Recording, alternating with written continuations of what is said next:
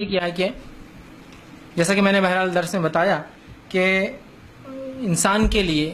اس کے جسم کے تمام اعضاء کو چھونا، مطلب انسان سے مراد میاں بیوی، پھر یاد رکھیے تمام اعضاء کو چھونا اور دیکھنا جائز ہے، لیکن چومنے کے لیے یاد رکھیے اس کی شرمگاہ کو چومنا اس کے لیے جائز نہیں۔ ان کا سوال یہ کہ ہمارے شوہر ہمیں مجبور کرتے ہیں کہ جو ہم ان کی شرمگاہ کو وہ کریں، جبکہ اس معاملے کے لیے ہم راضی نہیں ہیں، تو یاد رکھیے یہ ویسے درست نہیں ہے۔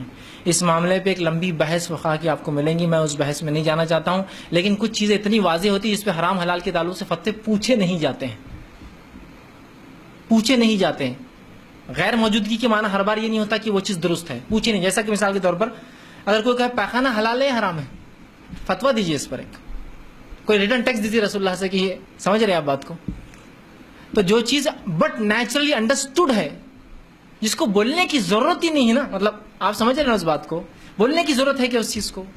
بٹ نیچرل ہے، جانوروں کے پیخانے کے حلال ہے، بولنے کی ضرورت نہیں، غلاظت ہے، اس کے بارے میں حرمت کے فتوے نہیں دیے جائیں گے آپ کو۔ نالی کا پانی حلال ہے حرام ہے، بولنے کی ضرورت نہیں ہے میرے بھائی، یہ بٹ نیچرل انڈرسٹوڈ ہوتا ہے۔ لمبی بحثوں میں لوگ جاتے ہیں کہ یہاں اتنی اجازت ہے، وہاں اتنی اجازت ہے۔ میں کہوں گا جو سادی سی بات ہے اور جو سائنٹیفک ریسرچ سٹڈیز ہے وہ یہی ہے کہ اگر ہم شرمگاہ جیسی چیز کو اگر انسان منہ لگائے تو اس کے بہت خطرناک اثرات جسم پر ہوتے ہیں۔ بہت سارے جو ہے تھروٹ کینسرز، اسی طرح لپ کینسرز،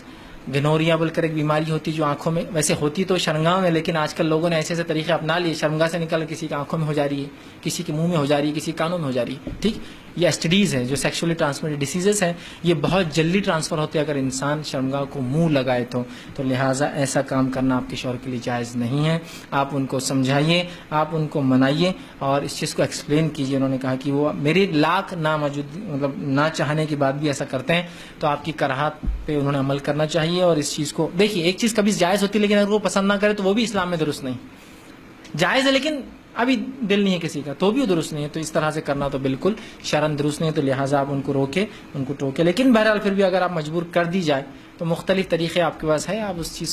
چیز سے نکل سکتے ہیں۔ میں سمجھتا ہوں ہر چیز سمجھانا میرے لیے ضروری نہیں ہے، کبھی دانت تیز بھی ہو جاتے ہیں، کبھی جو ہے